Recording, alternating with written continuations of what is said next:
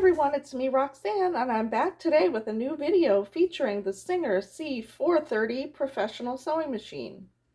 In this segment, I'm going to show you how I do machine applique using a decorative stitch on this great machine.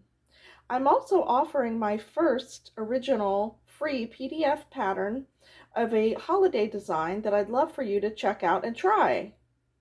So I'm going to walk you step by step through my process of machine applique to create this fabulous piece.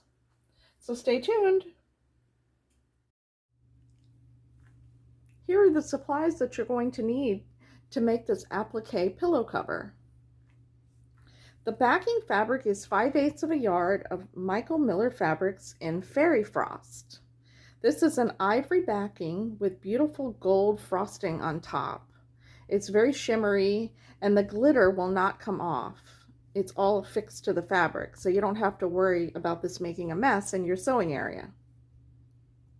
I have one pack from Pineapple Fabrics of coordinating holiday prints, some embroidery threads for your deco stitching your applique pieces on, some heat and bond to affix your applique pieces to your backing fabric, some Tearaway Stabilizer for behind your face fabric to support your applique stitches.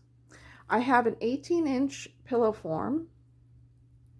And then you're going to need my pattern that you can go to my website and get. This is my original pattern design, and it's my first free pattern that I'm giving away in PDF form.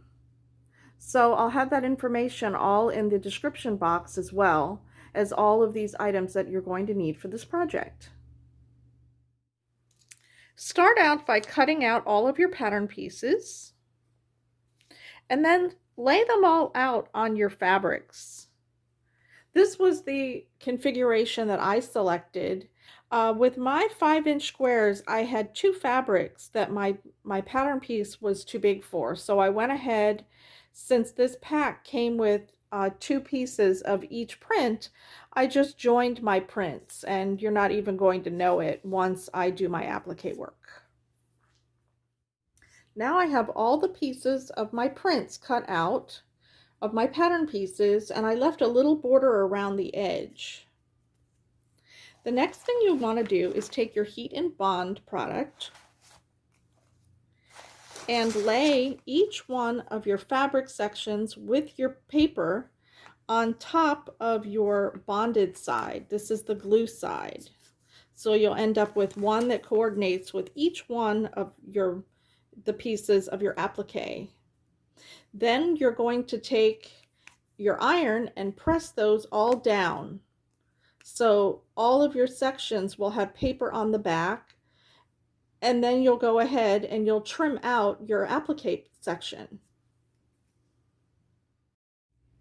Here's how I go ahead and press on my fusible to the back of each piece. Put the right side of your fabric down and put the fusible side against the wrong side of your fabric. Take your iron and just press. Don't slide, just press.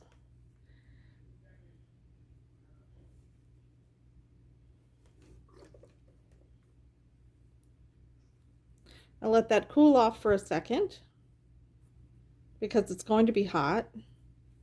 And then peel off your backing paper.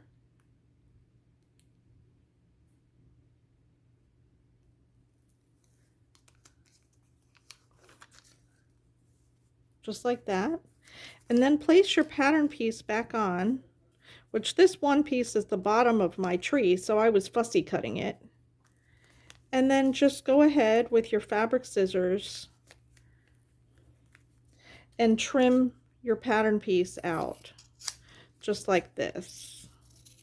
Now the reason why I did it this way is because I wanted my fusible to be exactly the same size as my applique and all the way out to the edges.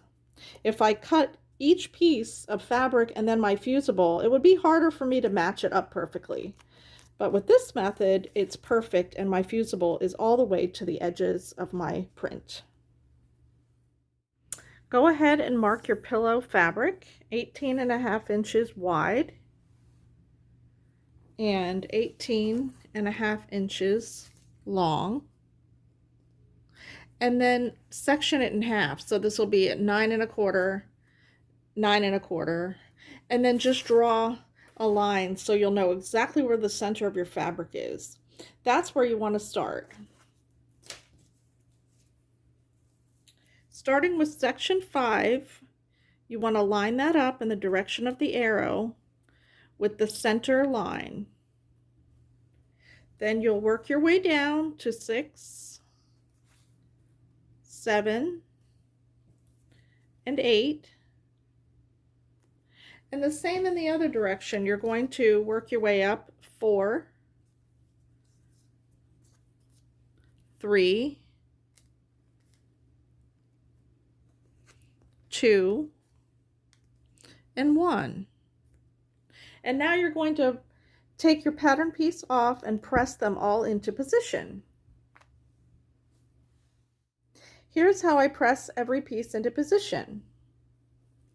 I want to start with number 5 and have it even with the center line, and then I want to have my arrow facing up, and I want to have this line even with the center line. Take the pin on the right out and just press it into position.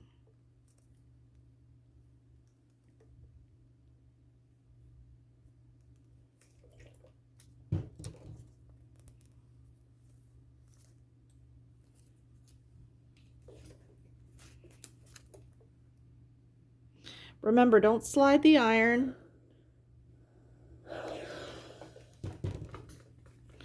The next one, you'll do the same thing.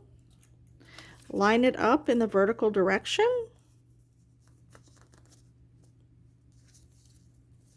Line it up right up against your next piece, and then press it into position.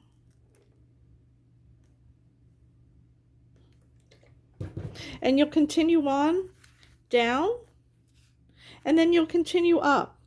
And then the fun starts. We get to sew all the different applique stitches. Here I've gone ahead and pressed all my applique sections on for my tree. And I also went ahead and cut out the pillow top and bottom. So now I have an 18.5-inch square.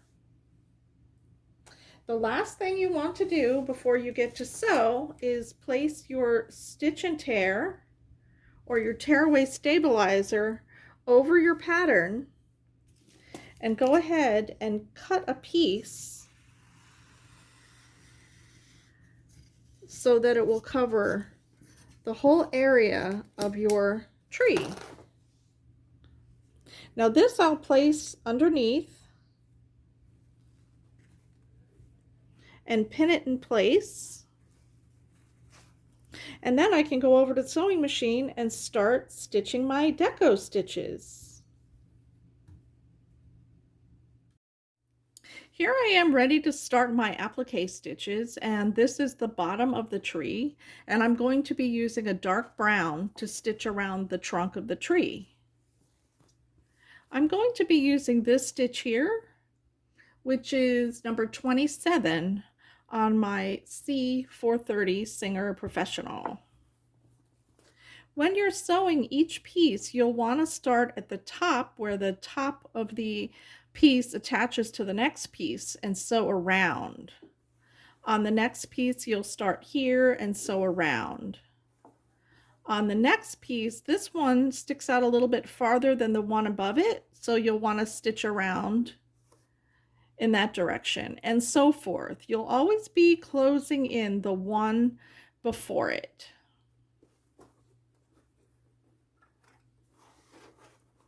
So start off right there where the first section meets the second section.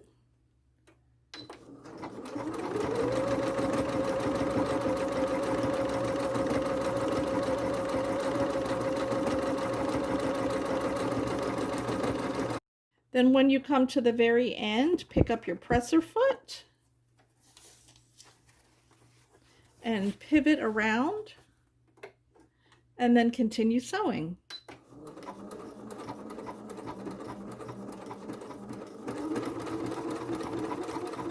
And what I'm doing is lining my stitch up with the center where the applique adheres to the background fabric. Now I've gone ahead and pivoted again, and now I'll finish up sewing the other side of the tree trunk.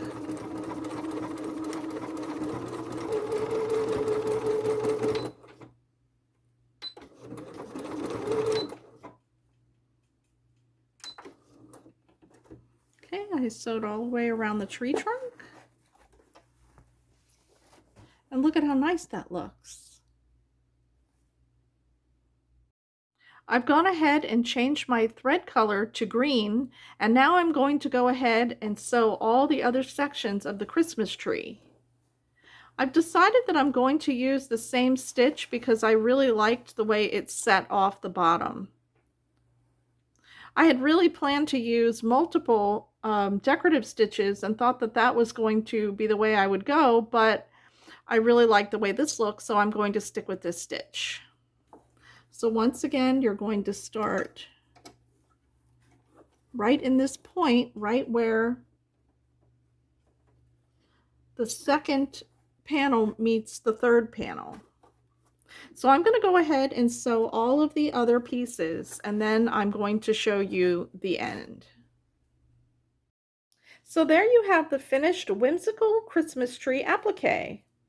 The bottom is done with brown applique thread, and the sections of the tree are done with green embroidery thread, and then the very, very top of the tree is done in gold embroidery thread. Now the only thing that's left to do is to tear away your stabilizer on the back. Then you'll need to take the back of the pillow and pin it to the front. Go ahead and stitch all the way around the edge of the pillow at 1/4 inch and leave an opening to turn it right side out. So I'm going to go ahead and do that now and put my pillow form in and finish up this pillow. Thank you for stopping by today and watching my latest video on how I created this machine applique whimsical Christmas tree design using my Singer C430 and its great decorative stitches. I hope that if you like what you saw, that you'll consider subscribing to my channel. I'll have all the information and supplies necessary for this project in my description box. I hope that you'll give this pattern a try. So as always, have a happy, creative day. Bye now.